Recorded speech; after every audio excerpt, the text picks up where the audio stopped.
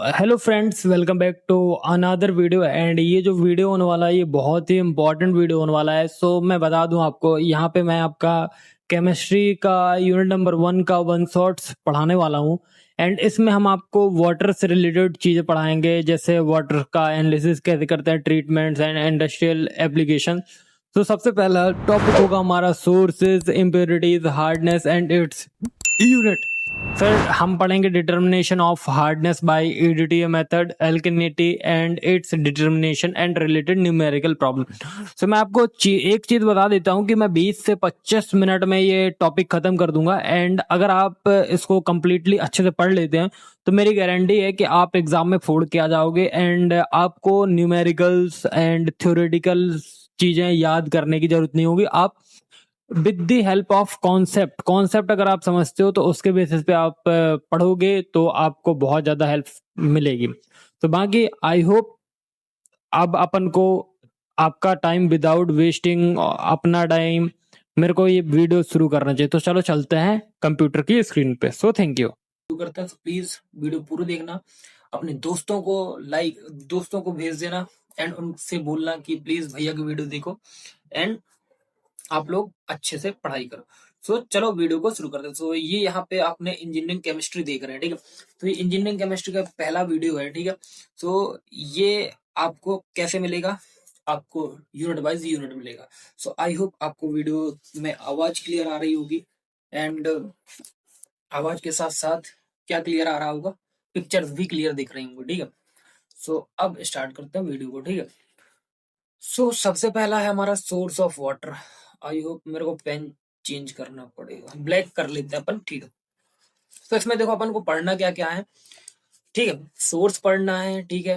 Impurities क्या होती है, hardness and its unit and determination of hardness by EDTA method and alkalinity and its determination and related numerical problem, ठीक है। चलो शुरू करते हैं। सबसे पहले आपका है सोर्स ऑफ वाटर, ठीक है। Source of water. Source of water, water nature में मेनली 3 जगह से मिलता है, इतना ध्यान रखना। एंड मैं इसलिए ये इस लैंग्वेज में इसलिए पढ़ा रहा हूँ क्योंकि बहुत सारे स्टूडेंट्स हैं जो कि पढ़ लेंगे। एंड मेरे को पता है, देखो गाइस, आप बगप करके मत जाओ, मतलब रट्टा मार के मत जाओ, जो चीजें मैं समझा रहा हूँ। एंड ऐसा कंटेंट आपको पूरे यूट्यूब पे नहीं मिलेगा। प्लीज इसको समझो एंड अपने मन से लिख के आना, ठीक है। देखो, वाटर नेचर में 3 जगह से मिलता है। पहला क्या है, सरफेस वाटर है, ग्राउंड वाटर है एंड रेन वाटर है। अब इनको एक एक तरह से जानते हैं। सरफेस वाटर में कैसे मिलता है, सरफेस वाटर में आपको रिवर में मिल जाएगा, लेक्स में मिल जाएगा एंड पॉन्ड्स मतलब तालाब में मिल जाएगा, ठीक है। तालाब, ठीक है। कैसा होता है, इसमें इम्प्योरिटीज ज्यादा होती हैं, ठीक है। इम्प्योरिटीज क्या होती हैं, इसमें ज्यादा होती हैं, ठीक है। इम्प्योरिटीज बहुत ज्यादा होती है क्योंकि ये ओपन एनवायरनमेंट में मिलता है। डस्ट लीप्स हो गए, इंडस्ट्रियल वेस्ट हो गया एंड सीवेज मिक्स होता है। देखो आप ये समझो, जैसे आपके बाजू में कुआं होगा, रिवर होगी या तालाब होगा, तो उसमें अपन लोग कचड़ा भी फेंक देते हैं, सारी चीजें, मतलब उसमें डस्ट भी मिलता है, पेड़ की पत्तियां भी गिर जाती हैं एंड इंडस्ट्रियल वेस्ट जो डला रहता है वो सारी चीजें डल रहती है। इसलिए क्या होता है कि ये इम्प्योर वाटर होता है, ठीक है। इसमें इम्प्योरिटीज ज्यादा होती है। आई होप क्लियर होगा, ठीक है। अब मैं आप लोग स्क्रीनशॉट लेते जाइएगा, ठीक है। एंड अब हम बढ़ते हैं आगे, ग्राउंड वाटर। ग्राउंड वाटर क्या होता है, देखो इसमें वेल्स हो गया एंड ट्यूब वेल्स। इसमें आपका ताला मतलब कुआं समझते हो ना आप लोग, कुआं कुआं हो गया एंड ट्यूब वेल्स हो गए। जो अपन बोरिंग करते हैं तो उसको ट्यूब वेल्स बोलते हैं, ठीक है। आप लोग, कई लोग गांव से जुड़े होंगे तो तालाब और ट्यूब वेल्स जानते होंगे।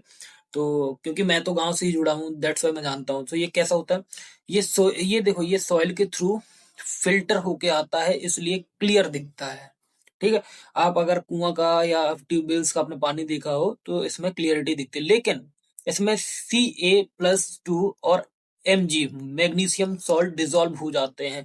मतलब इसकी हार्डनेस क्या होती है, ज्यादा होती है। क्या होता है, इसमें जो अपना Ca होता है, Ca+2 एंड मैग्नीशियम जो होता है, मैग्नीशियम सॉल्ट, वो डिजोल्व हो जाते हैं क्योंकि इसकी हार्डनेस ज्यादा होती है, ठीक है। अब हम बात करेंगे किसकी, रेन वाटर की। रेन वाटर क्या है, देखो अब समझो। इसमें सबसे रेन वाटर जो होती है इसको सबसे प्योर माना जाता है, बिकॉज ये एटमॉस्फेयर से गिरते time CO2 SO2 dust dissolve हो सकते हैं, मतलब इसमें CO2 and SO2 dust dissolve हो सकती है, ठीक है। इसलिए हमें क्या है कि जो हमारा रेन वाटर है ये हमारा सबसे प्योर माना जाता है।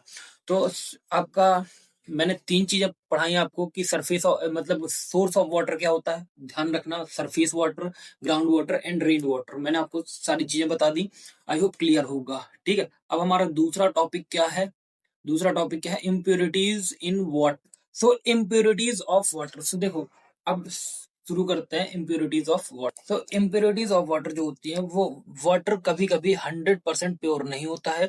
इसमें 3 टाइप की इम्प्योरिटीज पाई जाती है। देखो जो हमारा वाटर होता है भाई, वो हमेशा मतलब कभी भी, या आप कभी भी बोल सकते हो, या ऑलवेज, या मतलब जो भी आप कोई इस्तेमाल कर रहा हो, जो हमारा वाटर होता है वो ऑलवेज, जो वाटर होता है वो ऑलवेज क्या होता है कि क्या होता है, इम्प्योर होता है, मतलब 100% प्योर नहीं होता है, ठीक है, आप ध्यान रखना।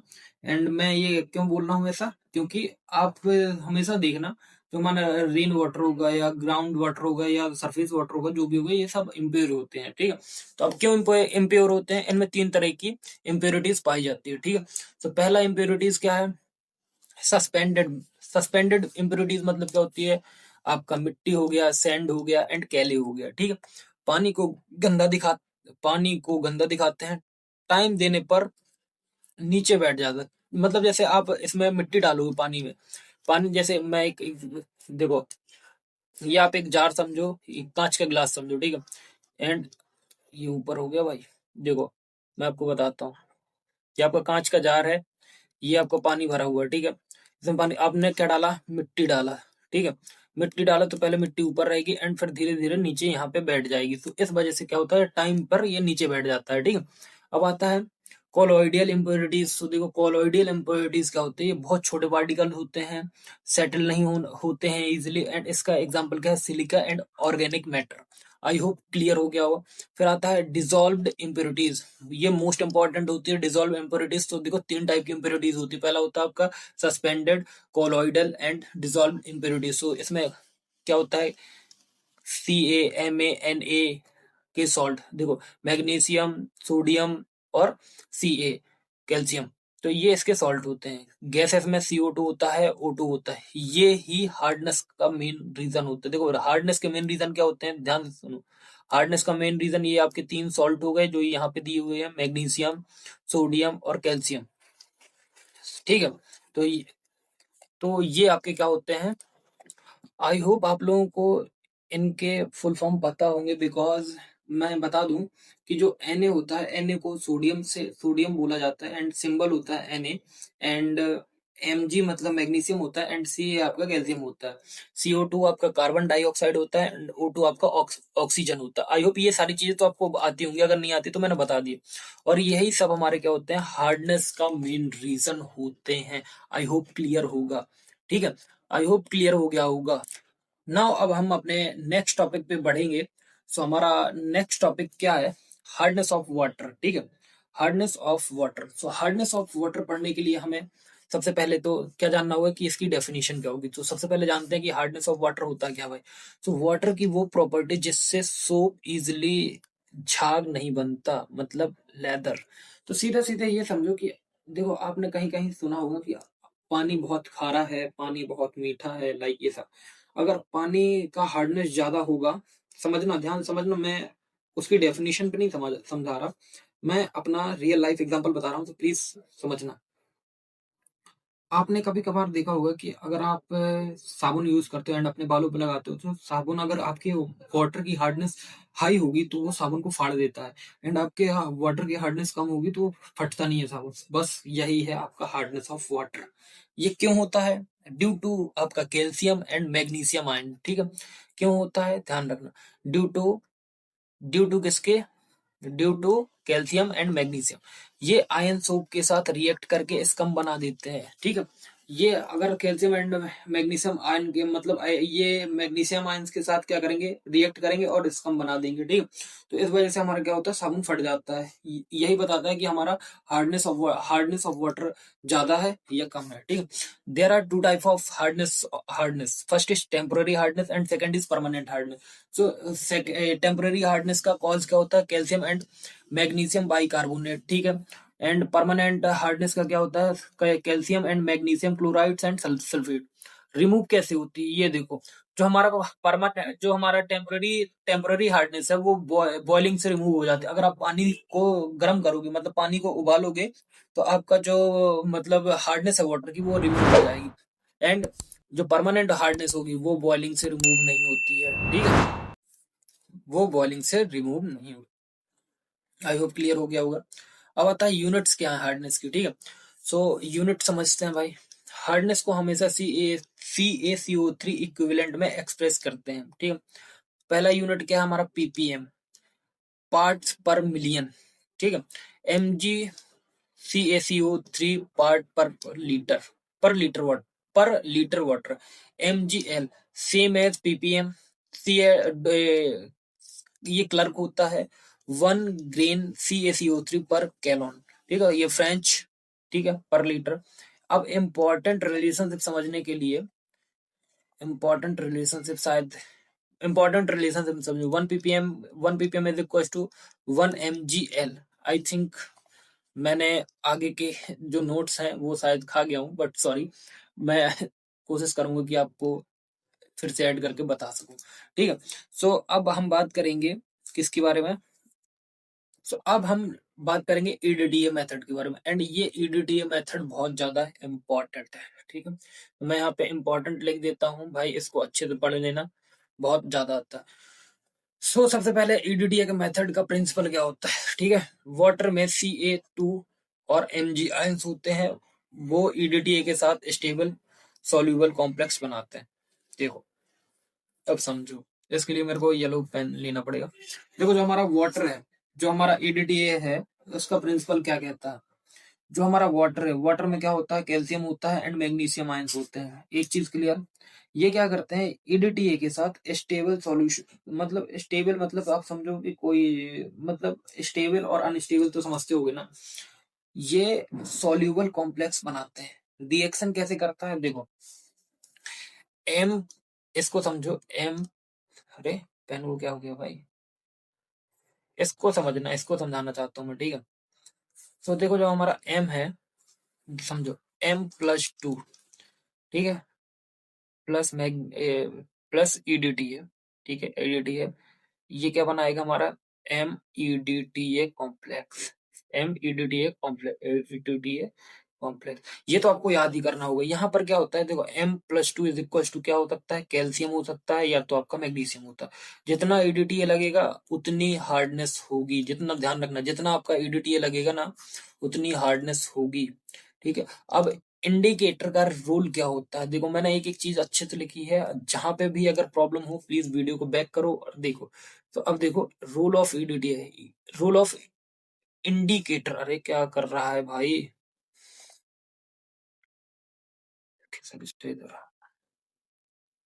Role of indicator.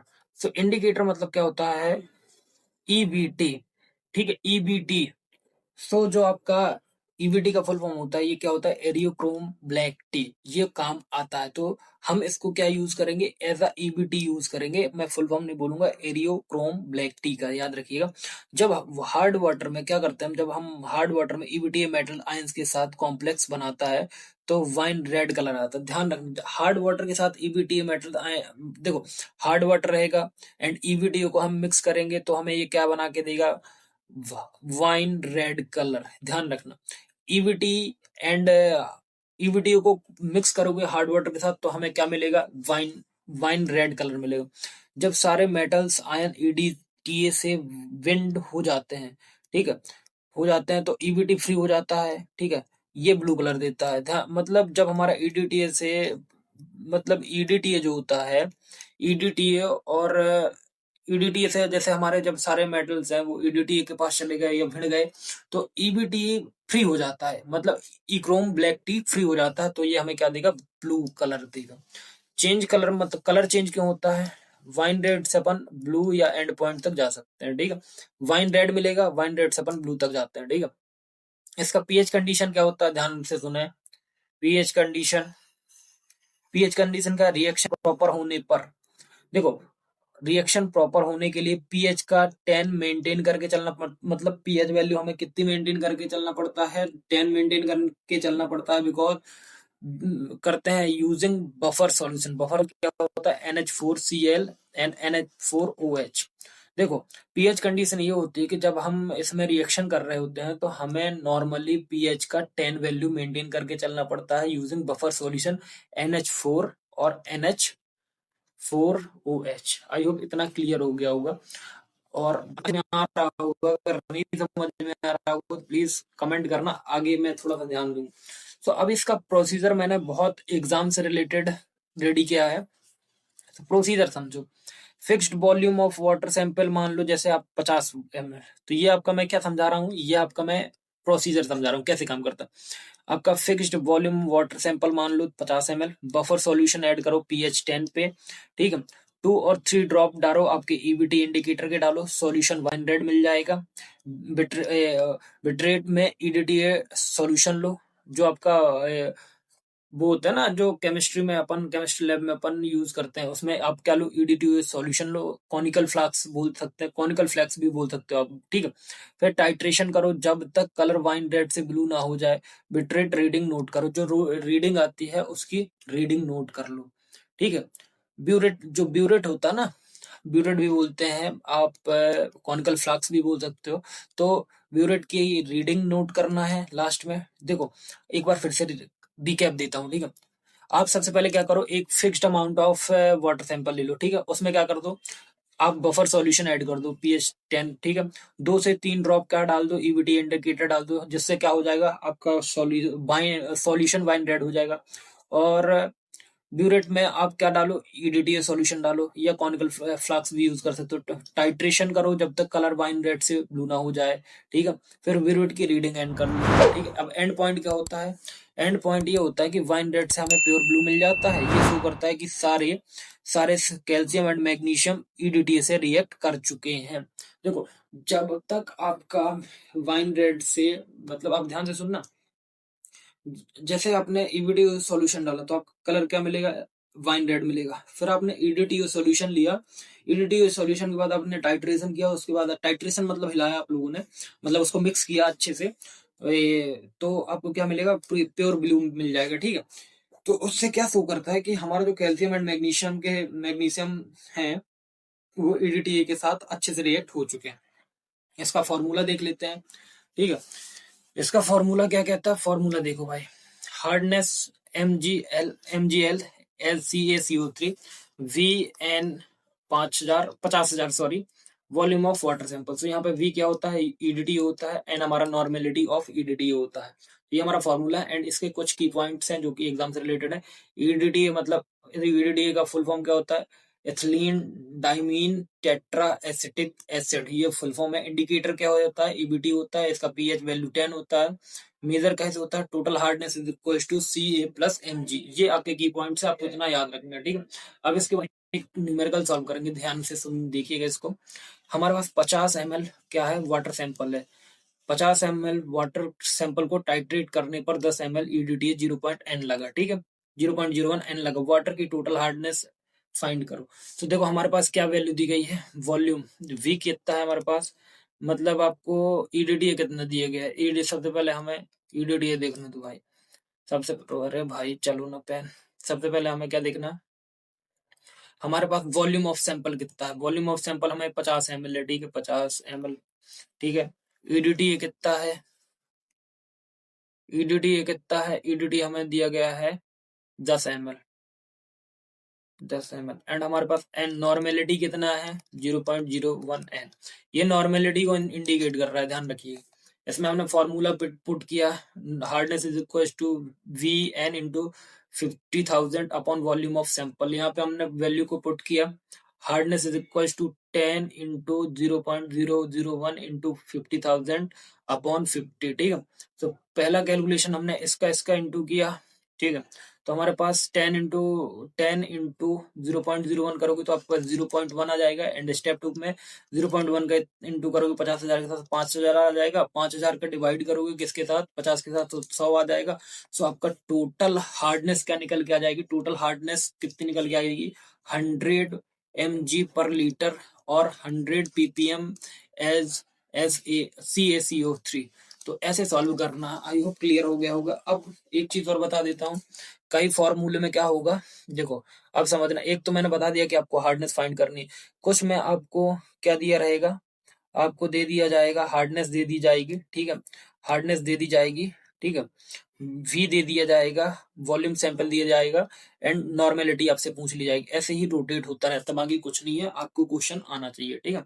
बाकी आई होप आप इतना समझ गए होंगे। अब हम अपने नेक्स्ट टॉपिक पे मूव करेंगे, जो कि हमारा एल्किनिटी से है, एंड इसके कुछ न्यूमेरिकल प्रॉब्लम भी देखेंगे। So alkalinity of water, so alkalinity of water क्या कहलाता है, इसके भी न्यूमेरिकल आते हैं, जैसा कि हमने ईडीटी को पढ़ा, एंड इसको भी पढ़ लेते हैं। सो देखो, एल्किनिटी की सबसे पहले हमें क्या जाननी पड़ेगी, डेफिनेशन। सो देखो, वाटर की एसिड को न्यूट्रलाइज करने की कैपेसिटी को, देखो वाटर की एसिड को, वाटर का जो एसिड होता है उसको न्यूट्रलाइज करने की कैपेसिटी को एल्किनिटी कहते हैं, ठीक है।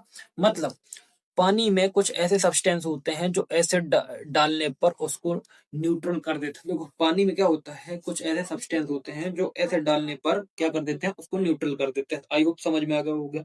जैसे सपोज हाइड्रोक्साइड, कार्बो कार्बो कार्बोनेट, बाइकार्बोनेट, ये सब से एल्किनिटी होती है, ध्यान रखना। तो नीचे क्या लिखा हुआ है कि एल्किनिटी किस चीज से होती है, मेनली 3 चीजों से होती है जो मैंने बताया, हाइड्रोक्साइड, कार्बोनेट एंड बाइकार्बोनेट। इनके फॉर्मूले भी लिखे हुए हैं, OH निगेटिव, CO3 की पावर -2, HCO3 निगेटिव, ठीक है। तो ये आपके क्या है, एल्किनिटी इन चीजों की वजह से होती है, आपका हाइड्रोक्साइड, कार्बोनेट एंड बाइकार्बोनेट। अब आता है determination of alkalinity, titration method बोल सकते हो आप इसको। वाटर सैंपल को स्टैंडर्ड एसिड HCl H2SO4 में टाइट्रेट करते हैं। इंडिकेटर है हमारे पास पीएच रेंज है, एंड क्या डिटेक्ट करता है, ठीक है। जो फेनोप्थलीन होता है, फेनोप्थलीन समझना, जो फेनोप्थलीन होता है उसकी क्या होती है, 8.3 होती है, एंड इसका जो डिटेक्ट क्या करता है ये, मतलब हमारा hydroxide, hydroxide plus half carbonate, 1/2 carbonate लिखा हुआ है, तो हाफ कार्बोनेट बोल सकते हो, ये डिटेक्ट करता है। मैथिली ऑरेंज, तो मैथिली ऑरेंज की पीएच रेंज 4.5 होते हैं, एंड ये टोटल एल्कलिनिटी रहता है, ये डिटेक्ट कर। अब टाइट्रेशन कॉन्सेप्ट समझो, मान लो कि आपके पास पी एसिड है, मतलब पी है, तो एसिड वैल्यू यूज करेगा, use till phenolphthalein end point तक, एंड एम क्या करेगा, acid volume use till methyl orange end point तक, ठीक है। अब पिक्चर हो गया। इसके इंपॉर्टेंट केस देखो, एग्जाम फेवरेट टेबल है आपके पास, relation between P and M. तो पी हमारा कितना है, 0 है, तो ओनली एच HCO3 निगेटिव होगा, एल्कनिटी प्रेजेंट होगी, ठीक है। HCO3 बाइकार्बोनेट होता है, ठीक है। सो इतना ध्यान रखना, यहाँ पे एल्कनिटी क्या क्या प्रेजेंट होगी, यहाँ पे क्या होगी, बाइकार्बोनेट, बाइकार्बोनेट, ठीक है। P is equal to M है, P is equal to M है, तो क्या होगा, तो इसमें क्या होगा, हाइड्रो ऑक्साइड, ठीक है, ये हो गया। एंड जब हमारा P is equal to half M होगा तो क्या होगा, ओनली कार्बोनेट, कार्बोनेट। जब हमारा P लेस देन 1/2 होगा, P लेस देन 1/2 एम होगा, तो दोनों प्रेजेंट होंगे हमारे पास, क्या क्या चीज, आपका कार्बोनेट प्लस बाइकार्बोनेट, ठीक है। जब P ग्रेटर देन 1/2 एम होगा तो हमारे पास हाइड्रोक्साइड एंड कार्बोनेट प्रेजेंट होगा। आई होप क्लियर हो गया होगा। एंड इसका फॉर्मूला क्या होता है, एल्कनिटी का फॉर्मूला होता है V into N into 50,000 upon volume of sample, same to same आपका किसके जैसा, एल्कनिटी जैसा, ईडीटी जैसा। अब क्वेश्चन न्यूमेरिकल देखो, हमारे पास 50 ml वाटर है, 50 ml वाटर को टाइट्रेट किया गया है, तो हम अपना क्या मान लें, वॉल्यूम कितना है हमारे पास, वॉल्यूम ऑफ सैंपल है हमारे पास 50, 50 ml वॉल्यूम सैंपल। फिर हमारे पास क्या है, नॉर्मेलिटी कितनी दी गई है, देखो नॉर्मेलिटी एन ऐसे दी रहती है तो समझ में आ जाएगा, ठीक है। फेनोप्थिलीन एंड पॉइंट तक एसिड है 4 ml, Maithili orange, Maithili orange, ये मेरे को समझ में नहीं आ रहा है। मिथाइल ऑरेंज आपको एंड पॉइंट तक दिया गया है 10 ml, ठीक है। शायद मैं सही प्रोनाउंसिएशन कर रहा हूँ या नहीं, I don't know, but methyl orange क्या मिथाइल होता है भाई, हाँ मिथाइल, मैथिली नहीं होता, मिथाइल ऑरेंज होता है, हाँ सॉरी, मैं अभी तक गलत प्रोनाउंसिएट कर रहा हूँ, क्योंकि मेरे को कॉन्सेप्ट याद आ रहे हैं ना, तो मेरे को मिथाइल ऑरेंज याद है। ये फेनोप्थिलीन तो ठीक है, ये यूज किया जाता है, और मिथाइल ऑरेंज आपका एंड पॉइंट तक 10 ml है, ठीक है। एसिड की नॉर्मेलिटी क्या है हमारे पास, 0.0 n है, एंड आपको फाइंड क्या करना है, एल्गिनिटी। सो देखो पी की वैल्यू कितनी है, 4 है, एम की मिथाइल ऑरेंज की वैल्यू क्या है, 10 है। एंड प्लीज जद मत करना कि भाई मैथिली ऑरेंज, हो जाती है गलती, क्योंकि देखो सारे चीजें मैनेज करने में बहुत प्रॉब्लम होती है भाई, समझो, नोट्स बनाओ देन फिर पढ़ाओ, तो थोड़ा समझो। 1/2 m कितना है, 5 हो जाएगा, ठीक है। अब समझो कि हमारा अगर P लेस देन 1/2 है, तो हमें carbonate plus bicarbonate alkalinity present है, ठीक है। तो इसका फॉर्मूला क्या होगा, फेनोप्थिलीन एल्गिनिटी का। सो यहाँ पे हमारा V into N into 50,000 upon volume का सैंपल, तो ये हमारा 80 mg पर लीटर आ गया, ठीक है। इसका टोटल आंसर क्या हो गया, टोटल एल्गिनिटी 200 mg पर लीटर, एंड टाइप क्या है, कार्बोनेट प्लस बाई कार्बोनेट है, ठीक है। टाइप है कार्बोनेट प्लस बाई कार्बोनेट, तो ये हमारा आंसर है। एंड यहाँ पे हमारा यूनिट नंबर खत्म, 1 खत्म हो जाता है। एंड प्लीज ये मिथाइल ऑरेंज में यार प्लीज कमेंट मत करना, क्योंकि यार गलती हो जाती है, मैं भी इंसान हूँ, मेरे से भी गलती हो जाती है। बाकी all the best for exam. अब नेक्स्ट वीडियो पे ही मिलेंगे, जो कि आपका यूनिट नंबर 2 होगा। एंड यूनिट नंबर 2 में हम क्या पढ़ेंगे, boiler problem and softening method. So I hope ये वीडियो मजेदार रहा होगा, अच्छे से समझ में आया होगा। सो बाकी मिलते हैं नेक्स्ट क्वेश्चन नेक्स्ट यूनिट में, जो कि आपका यूनिट होने वाला है। So thank you, and please अगर दिल कर जाए तो भाई इतनी मेहनत को अप्रिशिएट करने